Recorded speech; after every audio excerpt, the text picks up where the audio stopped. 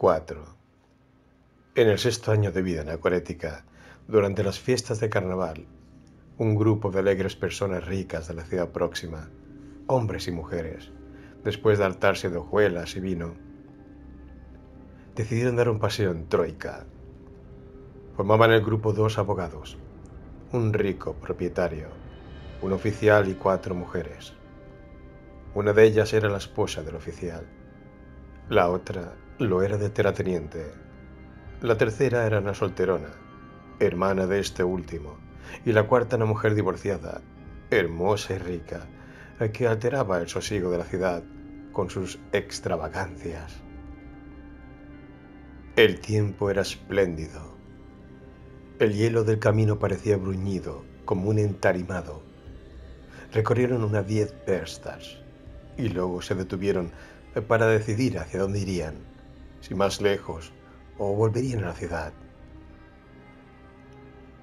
¿A dónde lleva este camino?, preguntó Matt Coquina, la bella mujer divorciada. A Tambino, que está de aquí a 12 vestas, respondió uno de los abogados que le hacía la corte. ¿Y luego? Luego a L, por el monasterio. ¿Allí donde vive ese que llaman Padre Sergio? Sí. ¿Kasaski, ese ermitaño tan guapo? El mismo. Mesdames, señores, vamos a visitar a Kasaski. En Tambino descansaremos y tomaremos algo. Pero no nos dará tiempo para volver a dormir en casa. No importa. Pasaremos la noche en la celda de Kasaski. Sitio no faltará. En el monasterio hay una hostería, que no es mala. Estuve allí cuando me encargué de la defensa de Magín. No. Yo pasaré la noche con Kasaski. Eso es imposible. Ni siquiera usted, con todo su poder, lo conseguirá. ¿Imposible? ¿Quiere apostar a algo? Venga. Si usted pasa la noche con Kasaski, estoy dispuesto a todo lo que usted quiera. ¿A discreción? Y usted también. De acuerdo. Adelante. Ofrecieron vino a los cocheros. El grupo de amigos se sirvió empanadillas, vino y caramelos que sacaron de una caja. Las damas se rebujaron bien con sus blancos abrigos de piel de perro. Los cocheros discutieron acerca de quién iría delante, hasta que uno de ellos, con gallardo movimiento, hizo restallar el látigo y lanzó un grito. Cantaron los cascabeles y se oyó el chirrido de los trineos al deslizarse sobre la nieve helada. Apenas se notaba ninguna sacudida. El trineo se inclinaba ligeramente hacia los costados. El caballo lateral galopaba acompasada y alegremente, atada la cola sobre la adornada retranca. El camino llano y liso corría veloz hacia atrás. El cochero agitaba airosamente las riendas. El abogado y el oficial, sentados uno frente a otro, estaban bromeando con McCoquina, la cual, arrebujada en su abrigo, permanecía inmóvil y pensaba. Siempre lo mismo y siempre repugnante. Caras rojas y relucientes oliendo a vino y a tabaco. Las mismas palabras, los mismos pensamientos y siempre dando vueltas alrededor de la misma porquería. Todos están contentos y convencidos de que ha de ser así y que pueden seguir viviendo de esta manera hasta el fin de sus días. Yo no puedo. Estoy harta. Necesitaría algo que lo desbaratara y trastornara todo. Que nos ocurriera lo que a esos, creo que de Saratov, que fueron de paseo y se helaron. ¿Qué harían mis amigos? ¿Cómo se comportarían? Qué duda cabe, como unos cobardes. Cada uno pensaría únicamente en sí mismo. Yo misma me comportaría villanamente. pero yo por lo menos soy hermosa. Lo saben. ¿Y ese monje? ¿Es posible que ya no comprenda tales cosas? No puede ser. Esto es lo único que todos comprenden. Como el otoño pasado, aquel cadete. Y qué estúpido era. Iván Nikolaevich, exclamó. ¿Qué manda, mi señora? ¿Cuántos años tendrá? ¿Quién? Kasaski. Me parece que unos 40. ¿Y recibe a todo el mundo? Sí, pero no siempre. Tápame los pies. Así no. Qué poca maña se da. Todavía más. Más. Así. Y no tiene por qué apretarme las piernas. Así llegaron hasta el bosque en que se encontraba la celda. Matcoquina bajó y mandó alejarse a los demás. Intentaron disuadirla, pero ella se enojó y les dijo que se fueran. Entonces los trineos se pusieron en camino, y ella, envuelta en su blanco abrigo de pieles, echó a andar por el sendero. El abogado bajó del trineo y se quedó mirándola. 5. El padre Sergio llevaba más de 5 años viviendo en su celda, en su ermita solitaria. Tenía 49. Su vida era dura, no por el trabajo del ayuno y de las preces. Estos no eran verdaderos trabajos, sino por la lucha interior que tenía que sostener contra lo que había esperado. Dos eran los motivos de su lucha: la duda y las tentaciones de la carne. Los dos enemigos atracaban siempre al unísono. A él le parecía que eran dos, pero en realidad se trataba de uno solo. Tan pronto quedaba deshecha la lucha, caía a sí mismo aniquilada la lujuria. Pero él creía que eran dos diablos distintos y luchaba separadamente con ellos. Dios mío, pensaba, ¿por qué me niegas la fe? Sí, contra la lujuria lucharon San Antonio y otros, pero creían, tenían fe, y yo a veces paso minutos, horas y días sin fe. ¿Para qué ha de existir el mundo con todos sus encantos si es pecaminoso y hay que renunciar a él? ¿Por qué has creado tú la tentación? La tentación. Pero ¿no será también una tentación el que quiera yo apartarme de las alegrías de la vida y aspire a alcanzar algo donde quizá no haya nada? Conforme lo pensaba, se sentía horrorizado. Miserable, miserable. ¿Y pretende ser santo? Se reprendía a sí mismo. Se puso a orar. Pero no bien dio comienzo a los rezos, se vio tal cual era como vivía en el monasterio, con el bonete, el manteo y su majestuoso aspecto. Movió la cabeza. No, no soy así. Esto es una falacia. Pero engaño a los otros. No puedo engañarme a mí mismo, ni engañar a Dios. Dobló los bordes de los hábitos y contempló sus descarnadas piernas enfundadas en los calzones. Se sonrió. Luego soltó los bordes de sus hábitos y empezó a leer el libro de las oraciones, a santiguarse y a inclinarse. «Es posible que este lecho sea mi tumba», leyó, y fue como si un diablo le musitara al oído. «El lecho solitario ya es una tumba. Es una farsa». Vio con imaginación los hombros de una viuda que en otro tiempo fue su amiga. Sacudió de su mente tales pensamientos y prosiguió la lectura.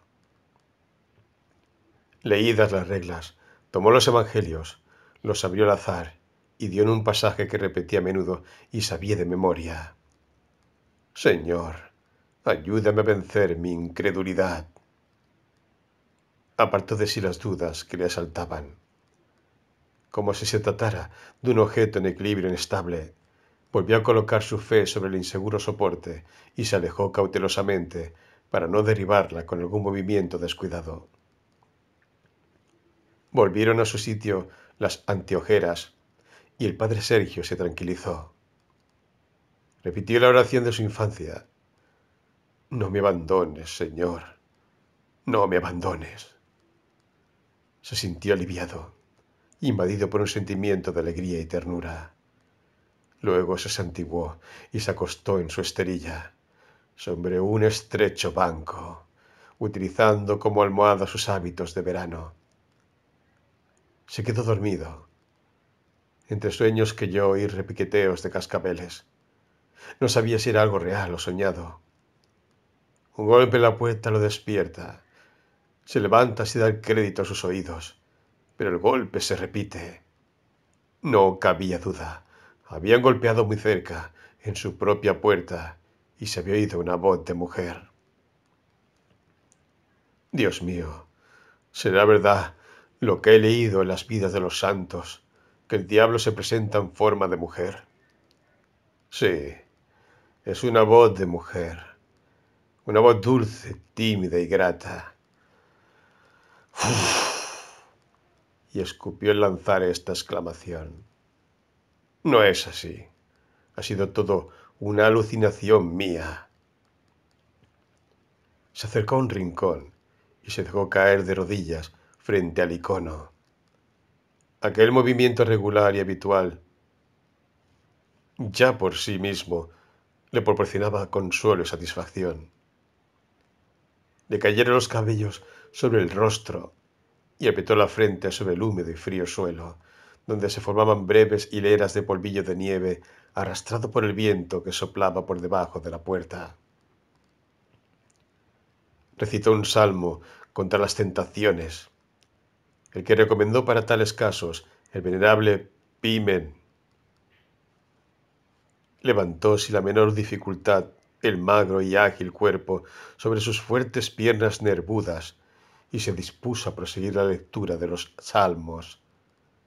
Pero en vez de leer, aguzaba involuntariamente el oído. Deseaba oír algo más. El silencio era absoluto. En un rincón, las gotas de agua que se desprendían de la bóveda resonaban como antes al caer en la tinaja. Fuera, la oscuridad era total. La niebla apagaba el brillo de la nieve. Silencio, nada más que silencio. De pronto se oyó un rumor junto a la ventana y una voz inconfundible, aquella dulce y tímida voz, una voz que sólo podía pertenecer a una mujer atractiva, dijo: «Por Dios, ábrame». Le pareció que la sangre se le agolpaba en el corazón. Ni siquiera pudo suspirar. Que Dios resucite y me ampare. No soy el diablo. No cabía duda de que se sonreían los labios que pronunciaban aquellas palabras.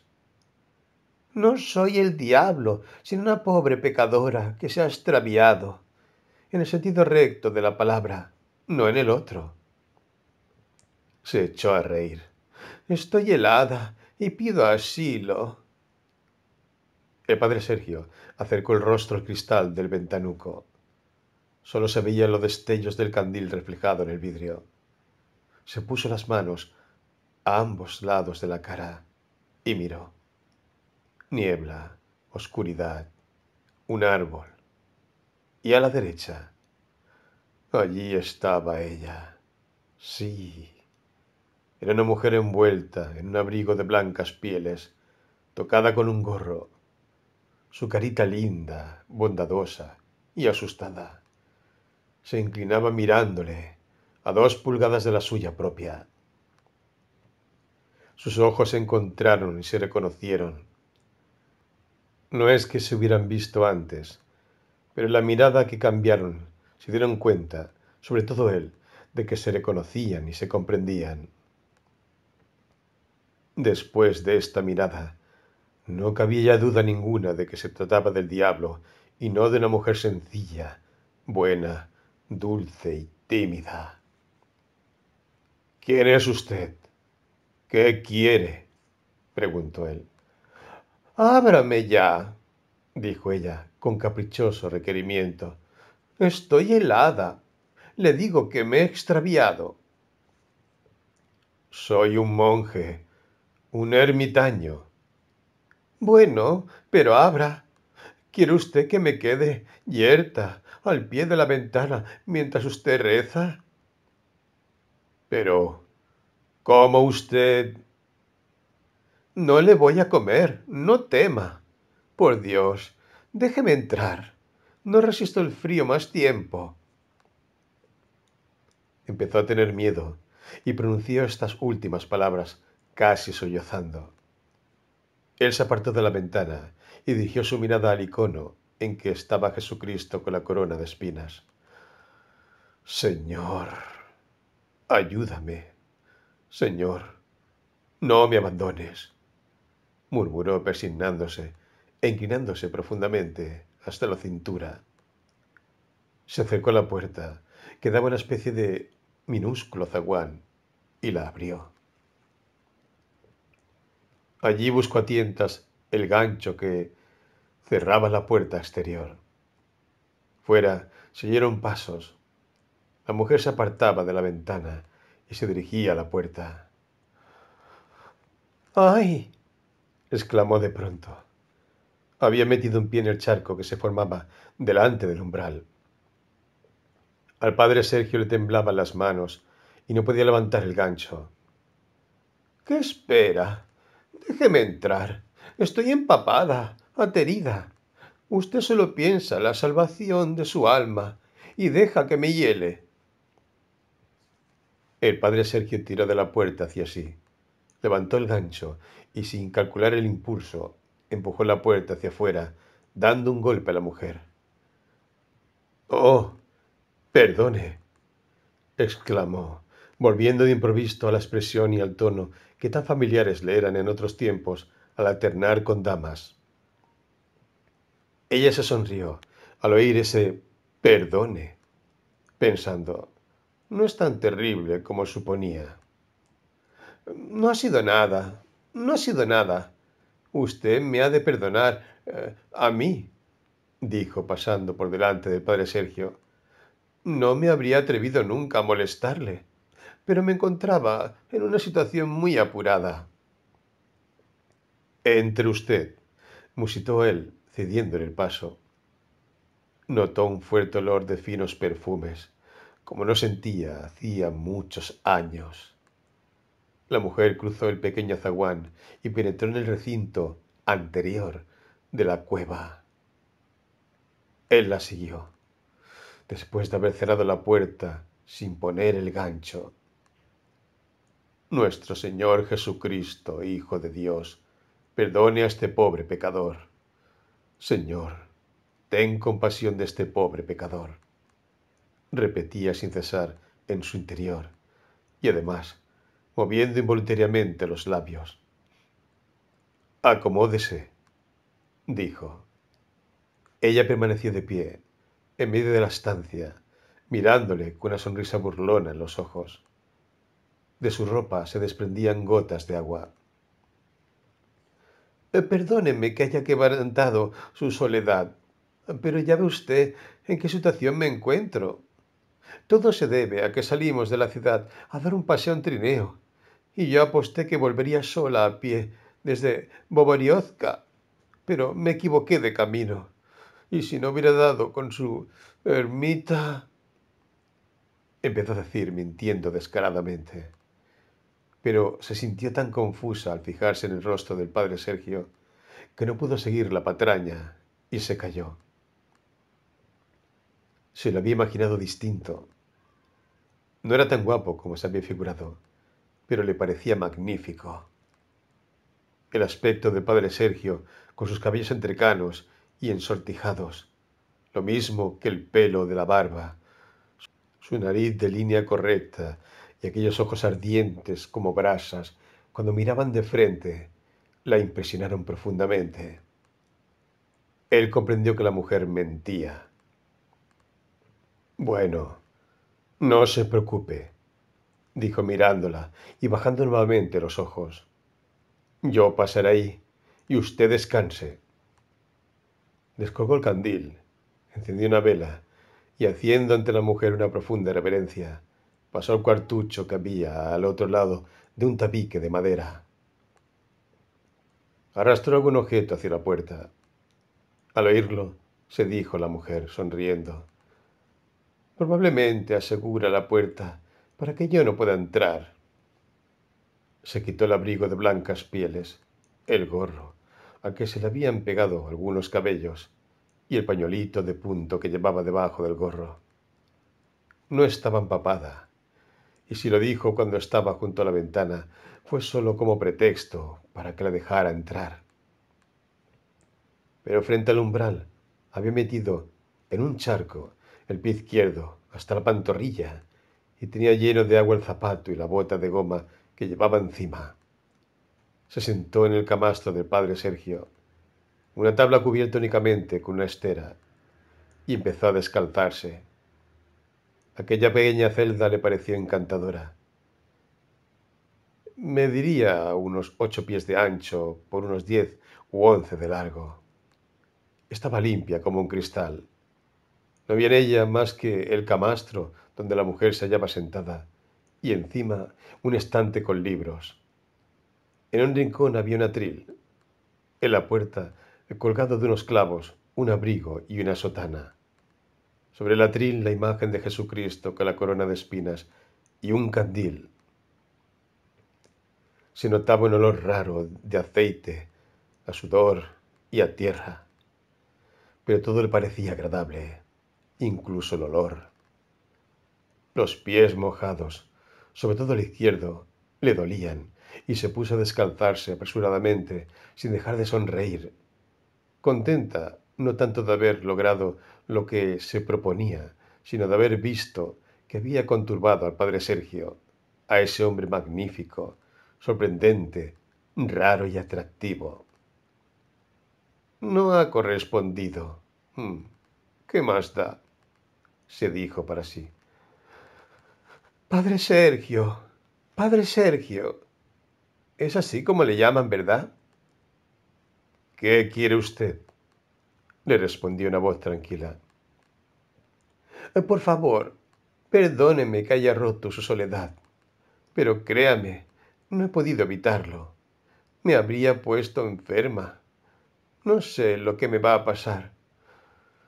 Estoy empapada. Tengo los pies hechos un témpano. Perdóneme, respondió la voz sosegada. Nada puedo hacer por usted. Por nada del mundo le habría incomodado. Me quedaré solo hasta el amanecer. El padre Sergio no respondió y la mujer oyó un leve balbuceo. Por lo visto reza, se dijo. No entrará usted aquí, ¿verdad? Preguntó sonriéndose. He de quitarme la ropa para secarla. El padre Sergio no respondió y continuó rezando sus oraciones al otro lado del tabique con la misma voz reposada. Este sí es un verdadero hombre, pensó ella, tirando con dificultad de la bota mojada.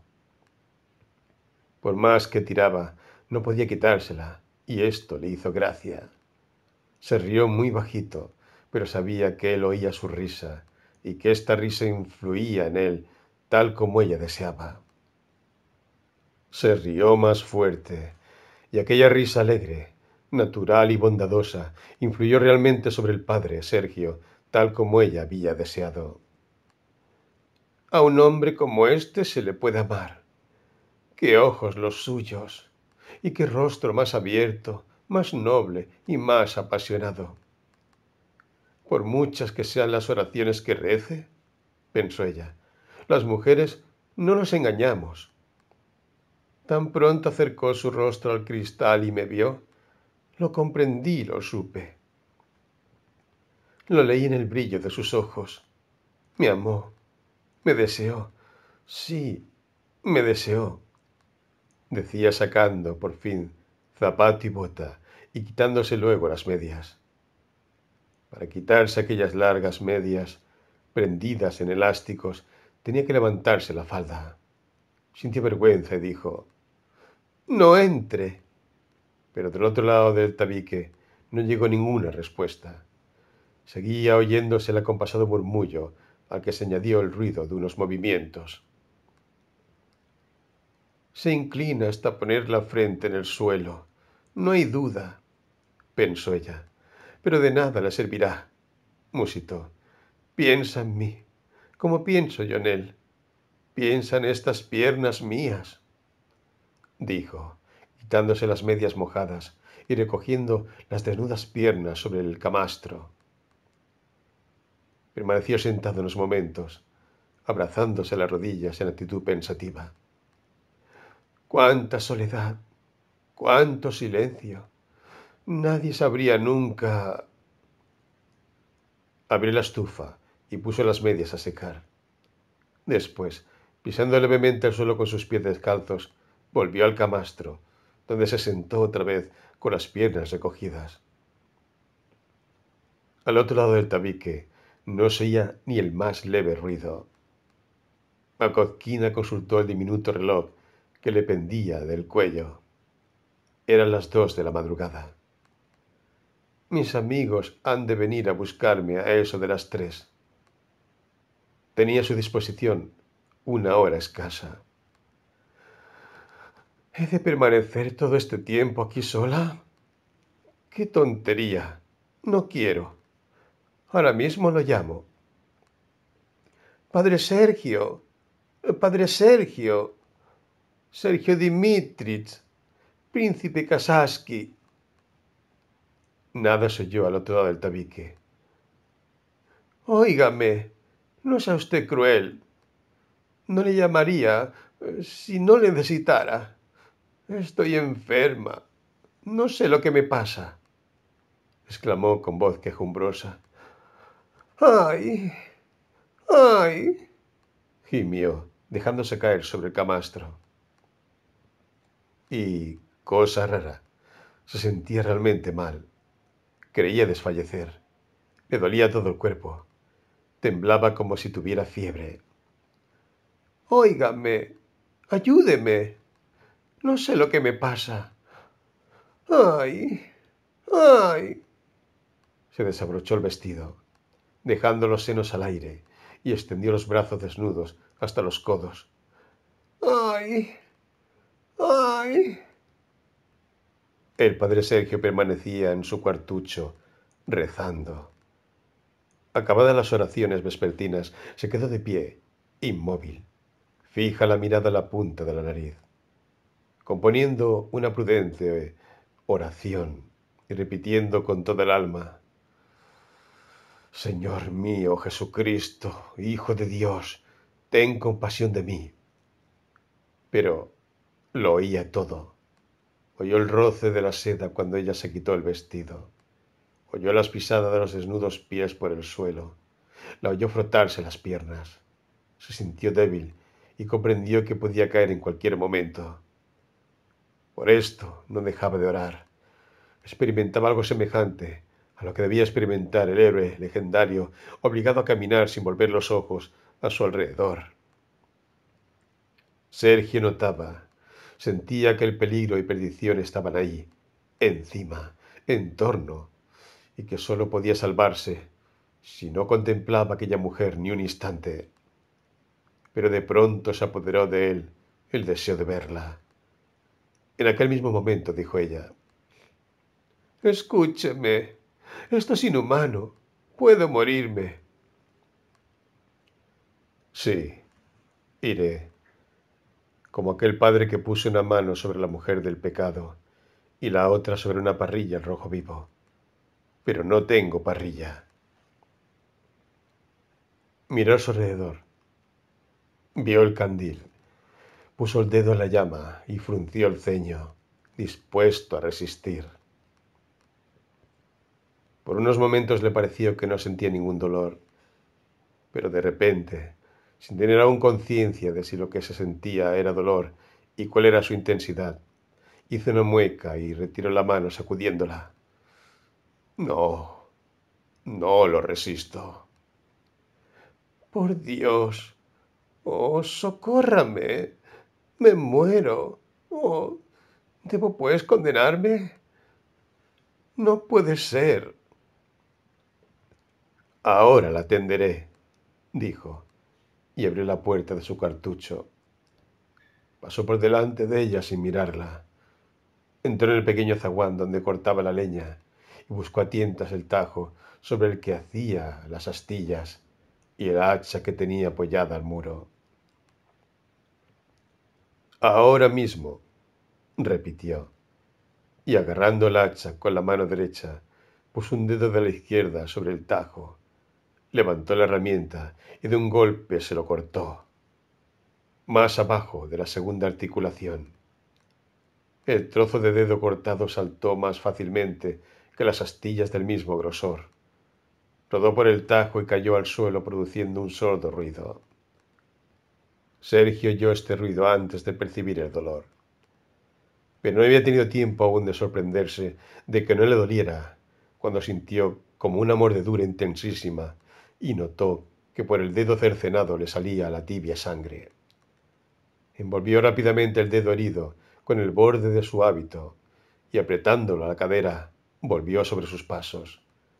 Se detuvo ante la mujer y bajando la vista preguntó quedamente: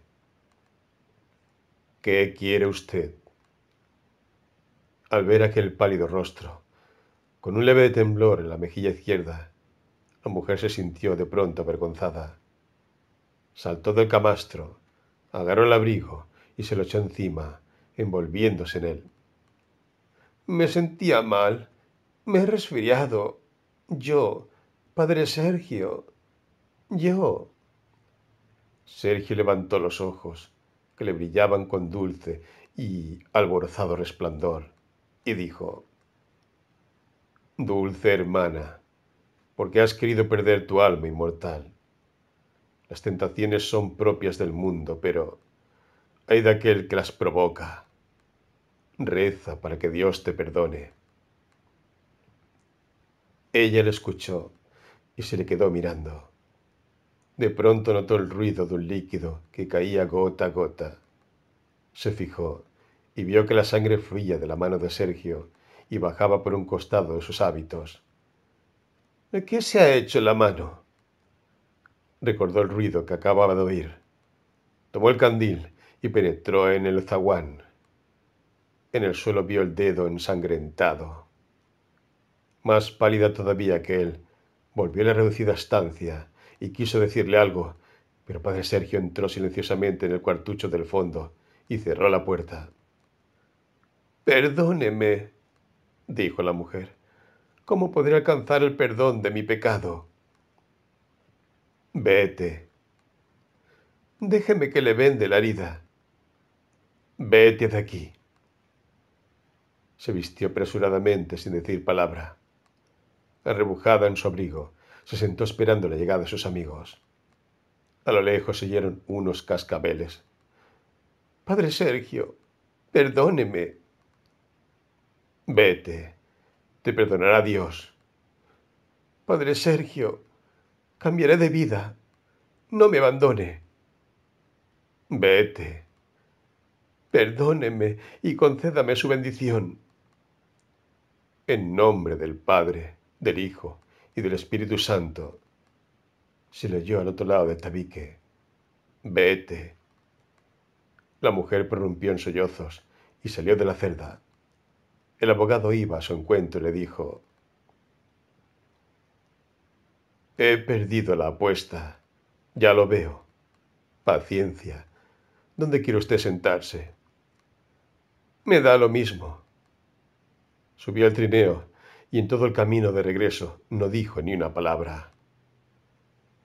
Un año más tarde ingresó en un convento, donde lleva una vida muy austera, bajo la dirección del ermitaño Arsenio, quien de vez en cuando le escribe una carta. 6. El padre Sergio vivió 7 años más en su ermita. Al principio aceptaba muchas de las cosas que le llevaban: té, azúcar, pan blanco, leche, ropas, leña. Pero a medida que transcurría el tiempo, imponía más rigor a sus costumbres y fue renunciando a todo lo superfluo. Llegó por fin a no aceptar más que pan negro una vez a la semana. Todo cuanto le llevaban lo distribuía entre los pobres que acudían a verle. Se pasaba tiempo rezando en la celda o conversando con quienes lo visitaban, cuyo número era cada día mayor. Únicamente salía de su celda para ir a la iglesia, unas 3 veces al año, y para ir a buscar leña o agua cuando lo necesitaba. A los 5 años de vivir así, tuvo lugar el suceso que pronto llegó a conocimiento de todo el mundo: la visita nocturna de Makopkina y el cambio radical que inmediatamente después sufrió la mujer y su ingreso en el convento. Desde entonces, la fama del padre Sergio fue en aumento. Cada día era mayor el número de personas que lo visitaban. Pronto se instalaron junto a la celda otros monjes. Construyeron una iglesia y una hostería. La fama del padre Sergio, agrandando, como siempre en estos casos, la importancia de los actos realizados, se fue extendiendo hasta lugares cada vez más lejanos. Empezaron a acudir a su retiro gentes de remotas comarcas. Comenzaron a llevarle enfermos pidiéndole que los curara. La primera curación se produjo en el 8.º año de su vida retirada. Se trataba de un muchacho de 14 años. Su madre le llevó ante el padre Sergio, a quien rogó pusiera sus manos sobre el niño. Al padre Sergio ni en ensueño se le había ocurrido pensar que podía curar a los enfermos. Habría considerado semejante idea gran pecado de orgullo, pero la madre de aquel niño le rogaba insistentemente, se arrastraba a sus pies preguntándole por qué no quería ayudar a su hijo, habiendo curado a otros. Le suplicaba fervorosamente por amor de nuestro Señor Jesucristo. Cuando el padre Sergio decía que solo Dios puede curar, la madre le replicaba que únicamente le pedía una cosa: que pusiera la mano sobre su hijo y rezara. El padre Sergio se negó y se retiró a su celda, pero la mañana siguiente, estaban en otoño y las noches eran ya frías. Al ir a buscar agua, vio otra vez a aquella madre y a su hijo. El muchacho de 14 años, pálido, desmedrado, y oyó la misma súplica. El padre Sergio recordó la parábola del juez mentiroso, y aunque hasta entonces había estado plenamente convencido de que no debía acceder a lo que le rogaba, comenzó a tener sus dudas, por lo cual se puso a orar y rezó hasta que en su alma hubo nacido una resolución. Y fue esta: que él debía dar cumplimiento al deseo de la madre, pues era posible que la fe que tenía salvara a su hijo. En cuanto a sí mismo, se dijo que en este caso él no sería más que un mero e insignificante instrumento elegido por Dios. Se acercó entonces a la madre, puso la mano sobre la cabeza del muchacho y empezó a rezar. Madre e hijo se fueron. Un mes más tarde éste se había curado. La fama de la santa fuerza curativa del venerable Sergio, como entonces empezaron a llamarle, corrió como reguero de pólvora por aquellos contornos, y no hubo semana, a partir de este acontecimiento, que no acudiesen enfermos a visitarle, a pie o a caballo. Como había accedido al ruego de unos, no podía negarse a satisfacer a los otros. Ponía la mano y oraba. Muchos se curaban, y con ello la fama del padre Sergio no hizo más que acrecentarse. Así transcurrieron 9 años de vida monacal y 13 de vida en soledad. El aspecto del padre Sergio no podía ser más venerable. Tenía la barba luenga y blanca, pero los cabellos, aunque ralos, se le conservaban negros y rizados. 7. Desde hacía varias semanas una cuestión preocupaba seriamente al padre Sergio. Obraba bien al aceptar la vida que llevaba, a la que había llegado, no tanto por sí mismo como por los requerimientos del arcaimandrita y del abad. Comenzó después de la curación del niño de 14 años. Desde entonces, de mes en mes, de semana en semana, de día en día, notó el padre Sergio que se destruía su vida interior y que en lugar de ésta lo iba ocupando la vida exterior. Era como si hubieran dado la vuelta sacando afuera lo de adentro. El padre Sergio vio que se había transformado en un medio para atraer visitantes y personas que hacían donativos al monasterio. Por ello, las autoridades monacales le rodeaban de las condiciones adecuadas a fin de que pudiera ser lo más útil posible. No le dejaban hacer ningún trabajo físico. Le surtían de cuanto pudiera necesitar y únicamente le exigían que no negara la bendición a quienes acudían a solicitársela. Para que ello resultara más cómodo, fijaron días de visita. Dispusieron convenientemente un lugar de recepción para los hombres y otro, aislado, por una barandilla, a fin de que no lo derribaran las entusiastas peregrinas que se le acercaban en alud. Desde allí podía bendecir a los reunidos. Le decían que la gente lo necesitaba, que no podía negarse a que lo vieran quienes deseaban verlo si quería ser fiel a la ley del amor divino, y que apartarse de esas gentes sería una crueldad.